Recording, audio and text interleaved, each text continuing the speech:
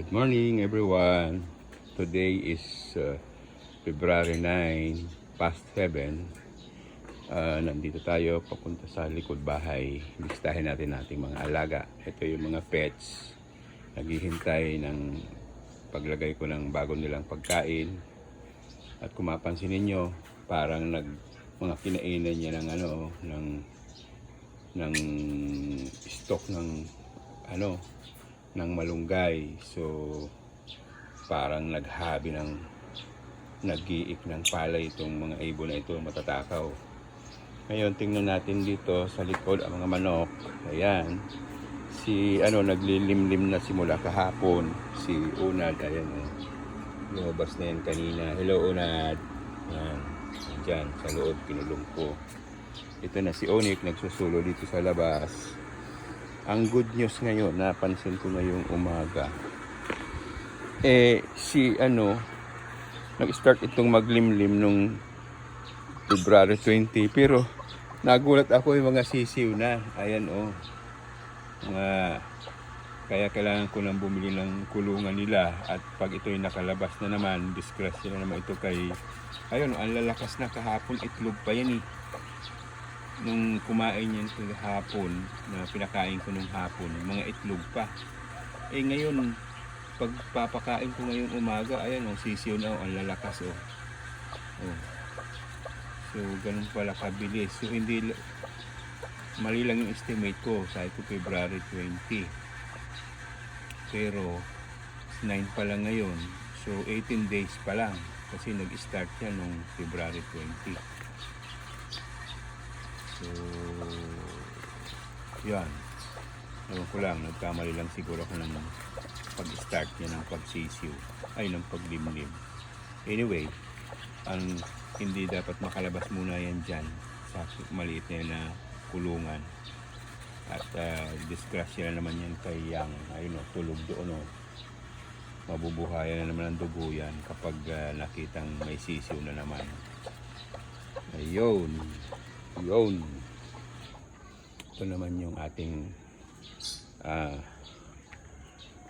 mangga. Napansin ninyo, may na yan may mga labuo na yan ang mangga natin. Yan, hintayin na lang natin, sana magtuloy-tuloy, wag malaglag. Dito sa other view, ayan yun, may mga labuo na yan na bunga. Ayan. So sana next year marami na. Yung ating sili, hindi na tumitigil ng kabubunga. Ayan, yung bayabas, kapantay ko na mga bayabas. Malaki. Yun, bayabas. May bayabas doon. Sili, avocado, yung malunggay, yung bayabas din ditong dalawa. Saka itong santol, yung ating sour grapes. Ayan sour grapes. Yan. So, ang ating ibon, ang gugulo, ayun, si Yang, tulog pa. Hello, Yang. Wala, pinipelikula lang kita, diyan ka lang, kala pagkain na naman. Yun, kumpul-kumpul ang ating kamyaso. Ayan, yun, sa baba. Dami. Kung sana parang ubas lang yan na kinakain. Busog-busog sana tayo. Ayan. Ayun, si Mama.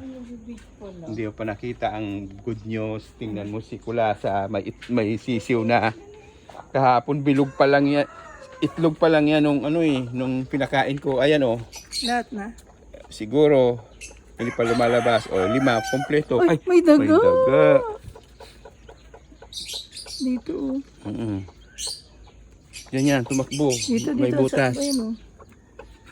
Diretso yan dyan sa ilalim ng May orange. Kahapon, yan, kasi yung kulay niya. May isa na lang, isa.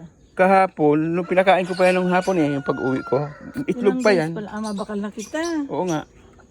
Ayun, magagali na. Tulog pa yung paradali. Ito. Basta't babantayan. Ay, kaya dapat ano na yan? Ito, yung ating papaya mukhang malapit ng mahinog o nagdidilaw-dilaw na. Oh. Para makuha ulit na ng bagong similya. Yan o, laki o. Ay, tamang-tama. Ito baka mahinog na ito. Baonin natin sa ano. Yan. Yun. Yung likod, linis ko na ito. Ito, yun o, malinis na o. Yan. So, nakakuha pa ako dito ng pinag-anuhan ng ahas sa lugar na yan. Yan. Tapos doon sa may gitnang yun. Yan. Yun yung papayang tinanim ko sa likod.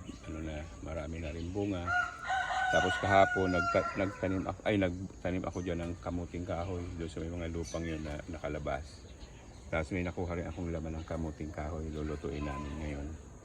Itong iba siguro may mga laman na ito. Pero dyan ko lang muna. Yan. Doon. Pinutol ko yung mga parang gabi dyan na malaki. Yun. So, susunugin ko na yung mga damo na yun na aking inano. Yan, para malinis lang yun sa gilid natin kasi delikado. Yan, ito pa yung ibang binunot ko dyan na damo. So, susunugin ko yun ngayon. Magluluto lang, pakain ko lang yung mga ano natin, mga alaga. Ito yung isang papaya na maliit pa lang pero may bulaklak na. Ayan o. Ayan o. Ayan. So baka mababa lang ito, bubunga na ito. Ayan. Ito yung bayabas. Kita mo itong mga ano, pamyas? Oo. Yun. Okay. Yan lang muna. Good news pa yung prick ko. Si mama mo 104 pa nagpa-prick. Yun. Okay. Bye-bye.